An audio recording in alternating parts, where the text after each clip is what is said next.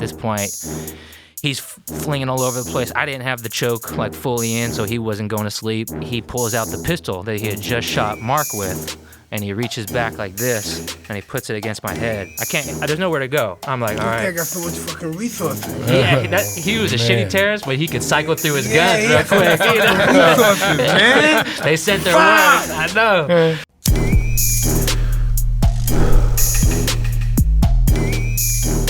Another episode of Hotboxin. Hell yeah. I'm Mike Tyson. I'm Eben Britton. And today we have a few heroes with us. Yes, we do. That's a great way to introduce these guys, man. No doubt about it, man. Couple of heroes. We've got Spencer Stone, who we'll get into your incredible story in a minute. And we've also got our favorite veteran of all, Carlos McAfee, in the house. Great to have you, man. So, Carlos, tell us, was it chaotic in Vietnam? What was it like there? Was it any kind of control? I look at movies and it was like no, but who was in control? Well, that depended on where you were at any one time and whoever took control. Really? That's what it appeared like, seemed like on television. Nobody was in control until somebody stood up and said, this is how it's going to be. The people in Washington thought they were in charge, and then it went down from there until you got down to the guys getting shot at and shooting back, and then those are the ones that the real heroes. They're the ones that did the job. And the circumstances were different for everybody. I mean, you say you got a couple of heroes here. All those people are heroes that faced up to what they had to face. But how did you receive missions? You know, in such a chaotic state like Vietnam, how did you how did you get the missions? Did people send missions to you that we had to take over this bridge, that we had to infiltrate this facility? Yeah, as it structures down, Mike, that's exactly right. I mean, you got an overall objective for a unit or a large army, for that matter, and something has to be done, and you break it down into pieces, and so it gets down to where you got a lieutenant, a captain, a sergeant, somebody in charge of other people and equipment that got to go kill those people that are trying to kill you. It really gets fundamental. I hadn't thought about it before, but almost like a boxing match or something, when it gets down into the core. And those are the guys. How do you know where to find the enemy at? They let you know when you get around them because they're starting to try to shoot at you. But you don't know this town is the enemy's town? You don't know that at all? Not really, usually. We would think we... Blindfolded, it's going in blind, huh? Initially, I was an advisor with the Vietnamese Marines, and so I was advising the Southern Vietnamese against the enemy. And they usually kind of knew where they had to go and what they had to do, and then we were there as advisors to make sure that they had the wherewithal to do the mission, whatever they were trying to do. How do you prepare for that? How do you train to be in the jungle that you're not familiar with, you never had any kind of inclination with? How do you prepare for that? That's an interesting question, Mike. I thought about that a lot because you look back at the recent wars. You prepare, you learn the core traits, you learn your job. And then they just put you with that job into a terrain, into a war, if you will, Korea, Vietnam, the Mideast, where they are. You don't learn that area. You don't have time. You go in with your traits, you get a job, you figure it out, and you go do it.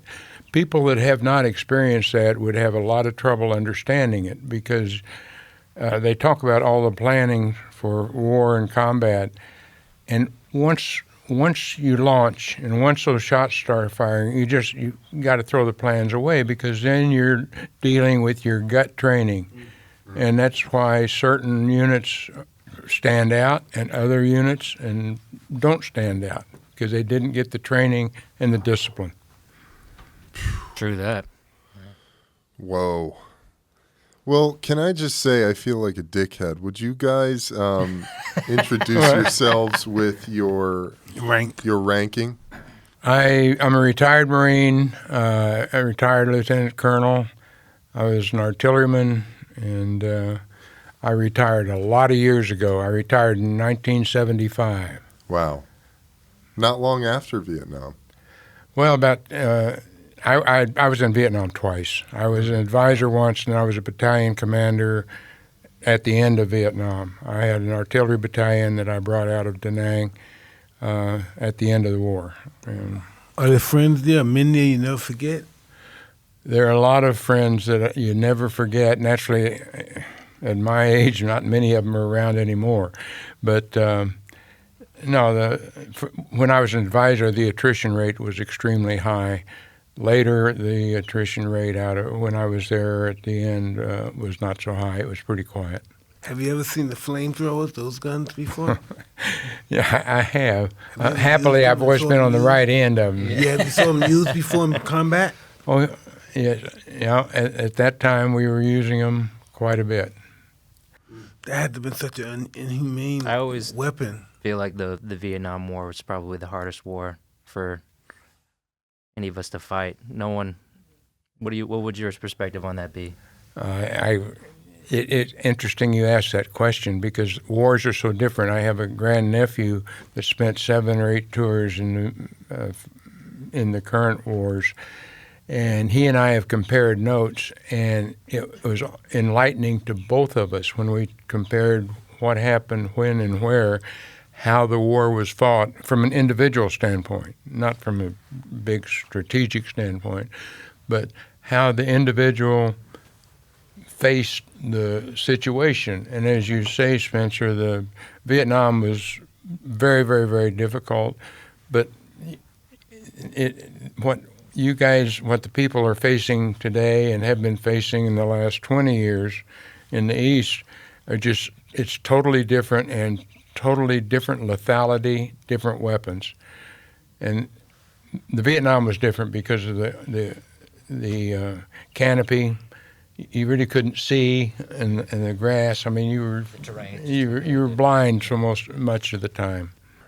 Yeah, so I did about 4 years and some change in the Air Force. I was a medic, and originally I went in to go do pararescue, but I wasn't able to get into the program.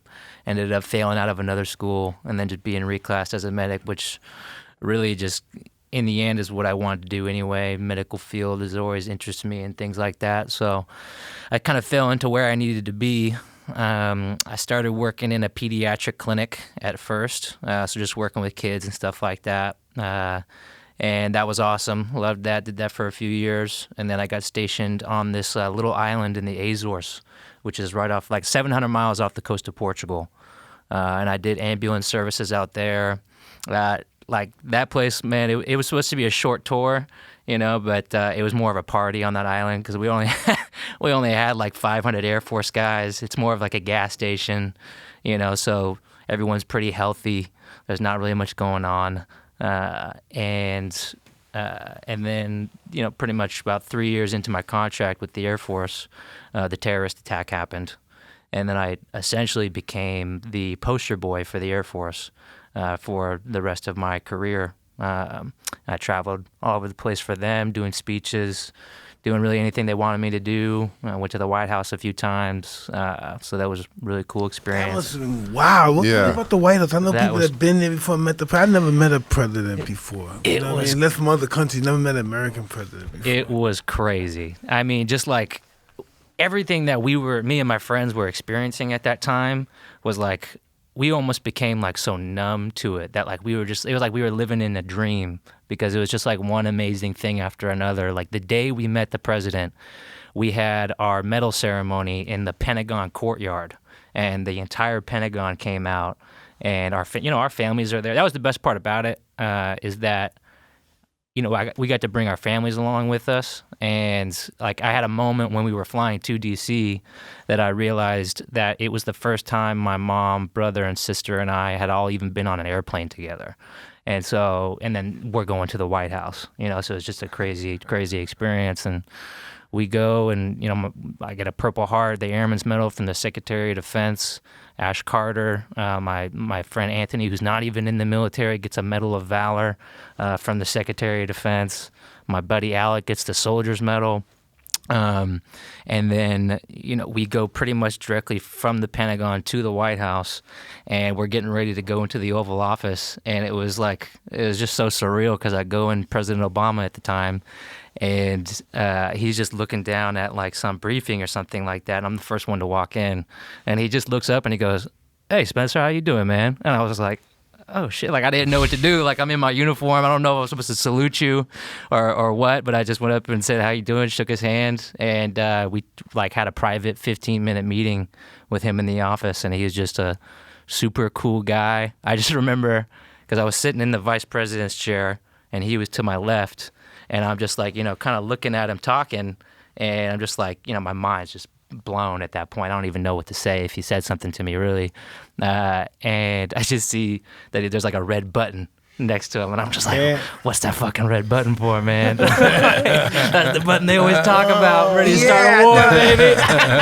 The red button. Man. But yeah, it was crazy. Just an amazing experience just to be at the White House. There's so much history there. So I know you've probably done it a million times, but can you take us through the train attack? Definitely, man.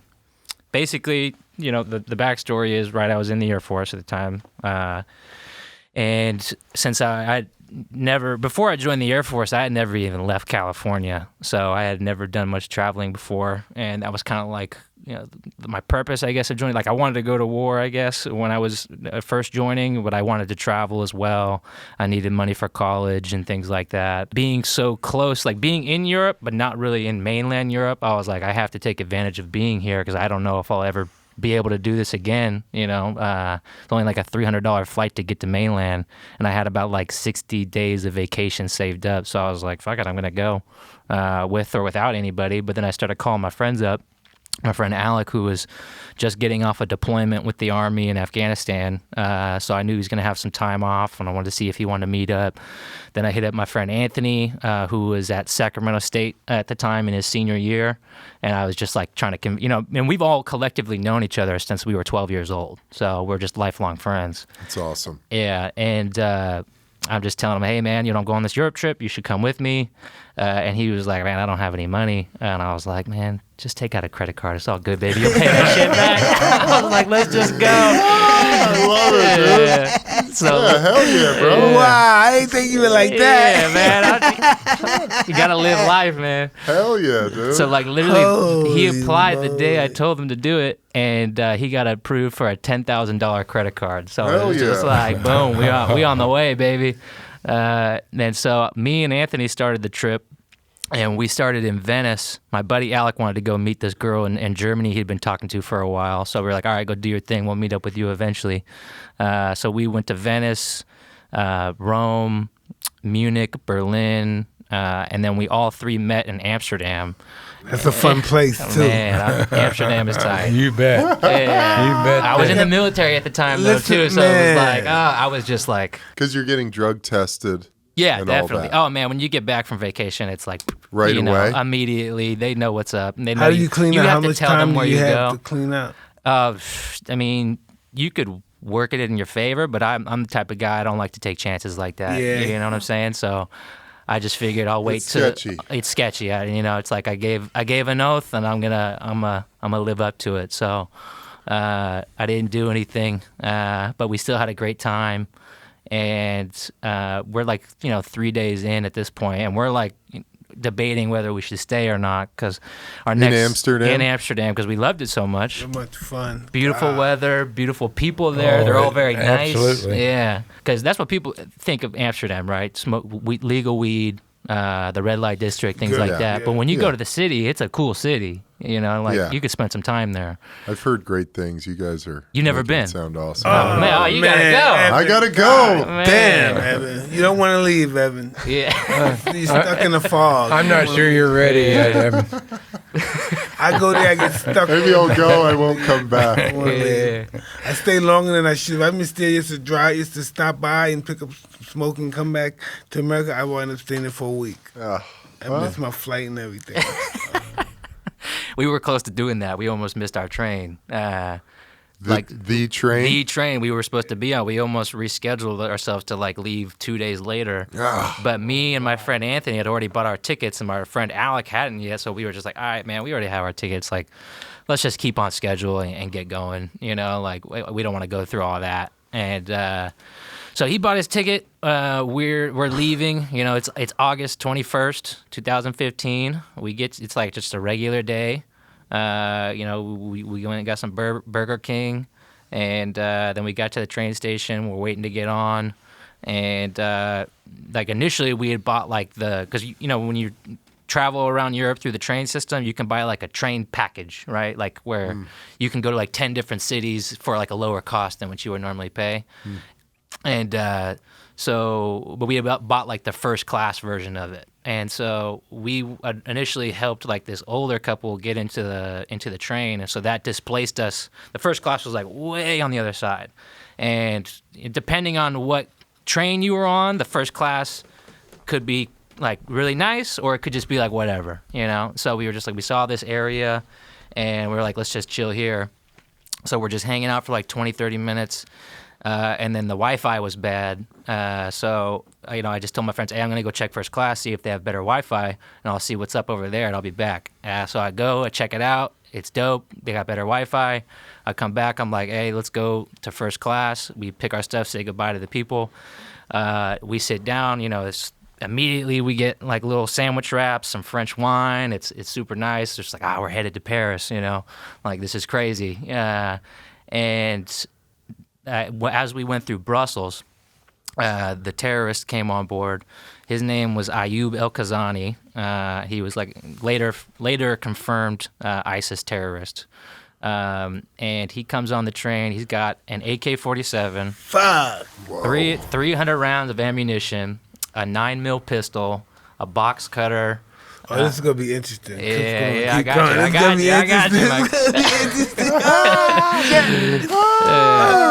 you. It's a movie. It's a movie, baby. And it is a movie. Yeah. Well, I do this. Like, I go around speaking all the time. It's like, this is like what I do to pay the bills. I love it, bro. Yeah. So keep it rolling, yeah, dude. I got This you. is amazing. Absolutely. So So the way the trains are set up, there's a train car, and then there's a corridor where it's like a bathroom, and you can put your luggage and stuff in between each carriage.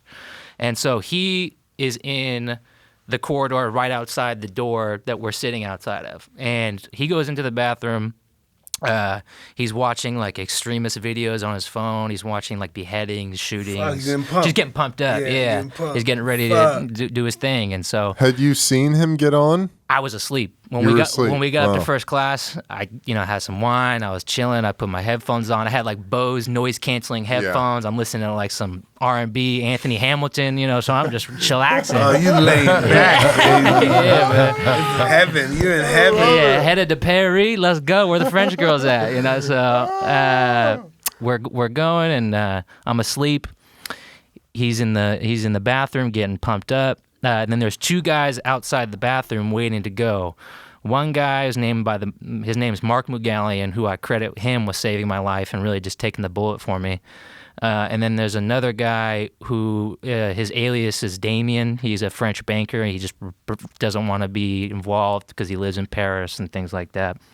And so they're waiting to go, and the guy's been in there 15, 20 minutes, and they're like, hey, what's going on? I don't know. They're talking to each other.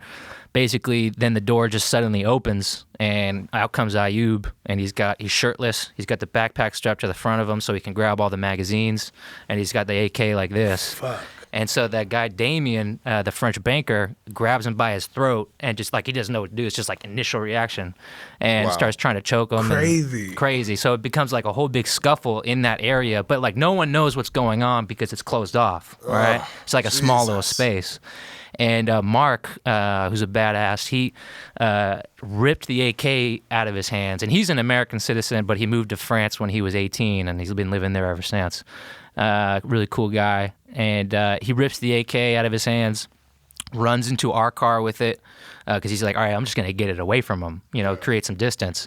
Then the terrorist, I guess, was able to knock out Damien, the banker.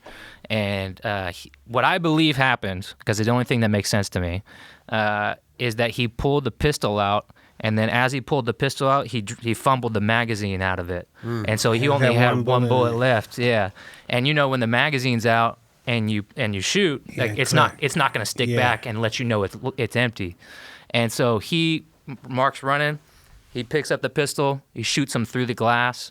The bullet goes in his upper left back shoulder, bounces around his rib cage, breaks 2 ribs, collapsed his left lung, and then comes up and out of his neck and severs his carotid artery. So So do you feel that bullet moving inside of you when it's ricocheting?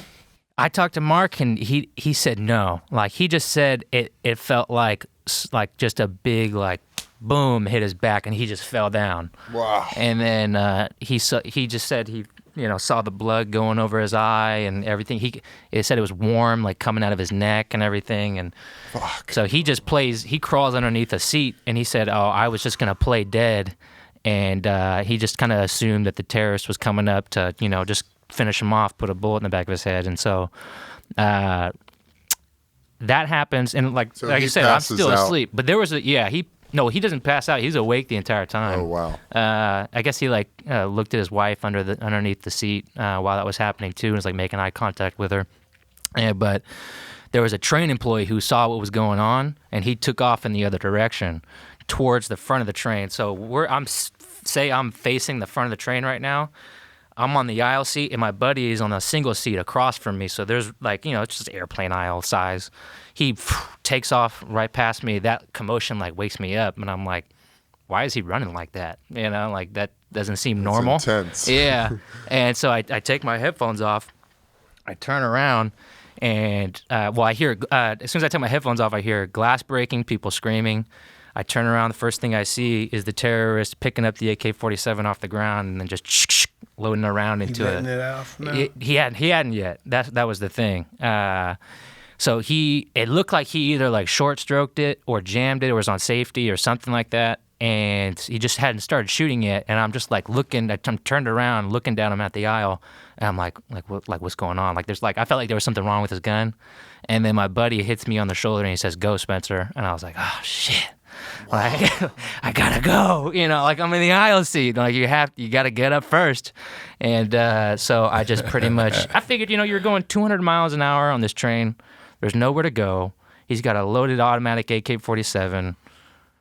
You're either gonna do something or you're gonna wait there and just wait to get executed. And so I was just like, might as well just go out in a blaze of glory. And I run at him, and as I'm running at him, there was nothing wrong with this gun, I guess. And he points it at me because I'm, the only dude standing up, big white guy running at him. He pulls the trigger, doesn't go off. It was actually a bad primer. And if anyone is listening to the podcast that doesn't know what a primer is, it's what ignites the gunpowder in the bullet casing and actually makes the bullet propel at you and shoot you. So that was a dud. Click, doesn't go off. That gives me enough time to get to him. I tackled him. He hit me in the face with the gun as I tackled him, so I couldn't even see anything out of my left eye. It's all busted up already. And we're kind of on the ground, and I've luckily been practicing jiu-jitsu nice. 1 year prior to that. And so that's immediately what I went to. I was like, if I could just get up in this dude's face, I know I can do something. Because I'm familiar with firearms and things like that.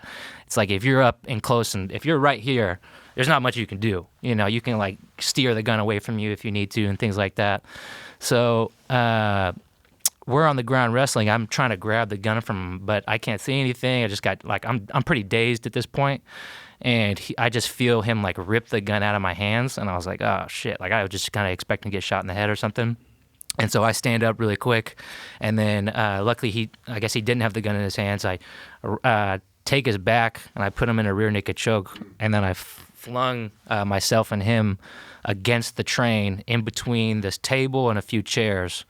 I smacked my head against the glass, bust the back of my head open, and then. At this point, he's flinging all over the place. I didn't have the choke fully in, so he wasn't going to sleep. And he pulls out the pistol that he had just shot Mark with, and he reaches back like this, and he puts it against my head. And there's chairs tables to the right of me. I can't. There's nowhere to go. I'm like, all This guy right. got so much fucking resources. Yeah, he was a shitty terrorist, but he could cycle through his guns real had so quick. much You know? fucking resources, man. They sent their Fuck! words. I know.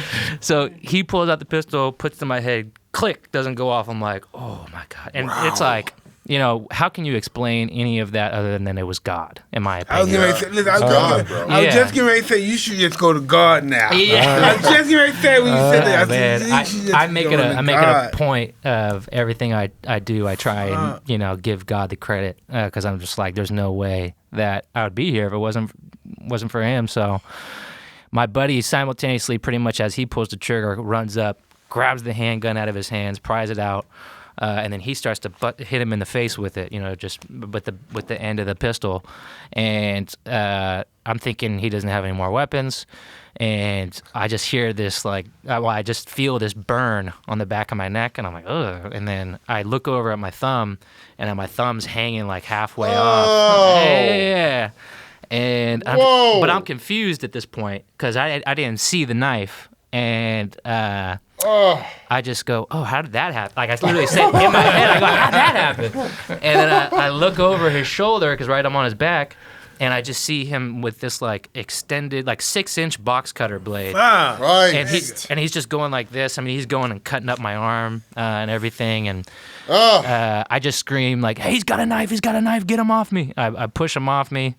And at this point, me and my friends are all pretty much surrounding him. But it was like the first moment, too, that like no one had a weapon in their hands. And so we just like all looked at each other for a second. And we were like, oh, shit. Like just started punching him, kicking him, do whatever we could. And then he either like flung himself into me or he was pushed into me or whatever. And then I pretty much just used his momentum and we threw him over this table. And so now me, my friend Alec, and Anthony are all putting our weight on the back of his neck, like holding him down, telling him to stop moving. And he's flinging his arms everywhere. And my buddy Alec grabs the pistol again, cocks it back and tells him, hey, stop resisting, stop moving. He does, you know, he doesn't stop. Boom, pulls the trigger, doesn't go off. Cocks it back again, pulls the trigger. So we tried to shoot him twice with his own handgun, but that's when we learned that it was empty. So we tossed it. And then I pretty much just said, okay, screw it. And then I threw him in another rear naked choke, did the same exact thing, slammed myself against the train again, and then just was finally able to choke him unconscious. But, you know, and then once he's on, I mean, I was going to kill this guy. I was seeing red, you know, like, I would have felt no remorse about it. Yeah. And because he had, honestly, he was I was just thinking unconscious. this guy should die. I mean, I'm the one to think that who might have said that. Well, That's just the I have those. fuck. I have those thoughts too, for sure. I mean, At you that should have seen me point, in the man. moment. I was just not. You wouldn't recognize me. I feel like I'm a pretty nice guy, but I wanted to kill him for sure. I mean, that would be the only thing you could think of how to shut him down. Where Yeah. the fuck this guy come from? He's actually from Morocco. Yeah. Yeah, Northern Africa, and he immigrated into Spain, and then became involved with extremism and things like that. But so at this point, right, he's unconscious, and I'm gonna kill him, and because I had been choking him at least for a full minute after I felt his body go limp. I got to a point where I had to stop and rest, and then like reapply the choke again. But then my friends yell out, "Hey, this guy's been hit!" And I look over the train seats, and I see Mark stand up, who had been bleeding out this entire time. And like I said, I was a medic in the Air Force. And so I said, oh, okay, hold this guy down. I'm a medic. Like, you know, make sure he doesn't wake up, tie him up, do what you got to do. My friends and everyone and a guy from the UK ended up hog tying him with like some employees' ties and things. And I crawled over to Mark and I took my shirt off because I was going to like use it as a bandage to hold pressure with. But once I realized that it was like pressure behind his wound, I was like, oh, that's his artery. I have to like, you know, grab the artery pretty much. And so with the same hand where my thumb is hanging off, I stuck my hand in his neck because he had, you know, had a pretty good sized hole. And I could feel the artery kind of like pulsating, wiggling around. And I just put pressure on it, and then the blood flow just completely stopped. Did he live? He did.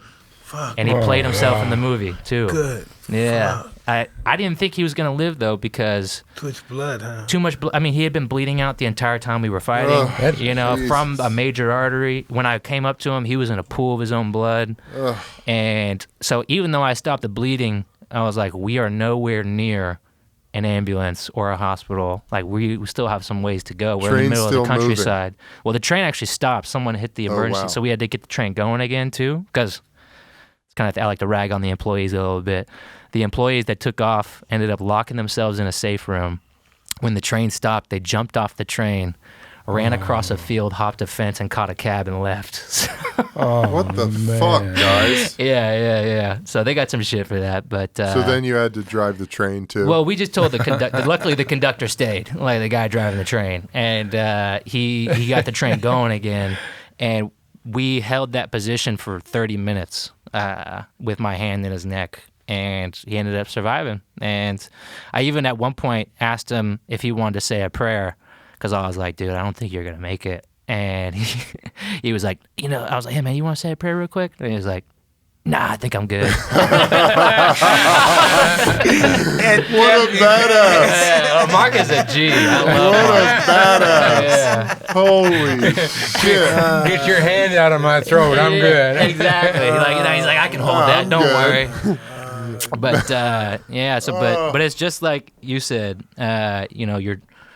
When you get that training, it does kick in because like I said, I've been working in a pediatric clinic, and maybe I worked in an ambulance, but I didn't really have to do anything serious, and I'd never seen a trauma like that before, and it was weird that when I walked up to him, I was so calm for some reason, and I was like, I knew exactly what to do. So like that's what when I talk to military and things like that. A lot of times the training is so repetitive in the military, it becomes very redundant. And you really have to take it serious because when something does happen, and it's going to happen when you least expect it, your training is what you're going to rely on, and it kicks in for sure. So. That goes back to what Mike said earlier. How do you plan to do this? And back to just what you said, the core training. The people know how to do the core needs. Whatever situation comes up, your body takes care of it. You automatically react. Yeah, it's kind of like an autopilot, I feel like. What a story. Thanks, man. Well, you got a great story, too. Incredible. I'm honored to sit next Man, to you. Fucking believable. Incredible. Well, that's just the first part of the story, so Yeah. I Tell got us you. more. I got you Yeah. on a second one.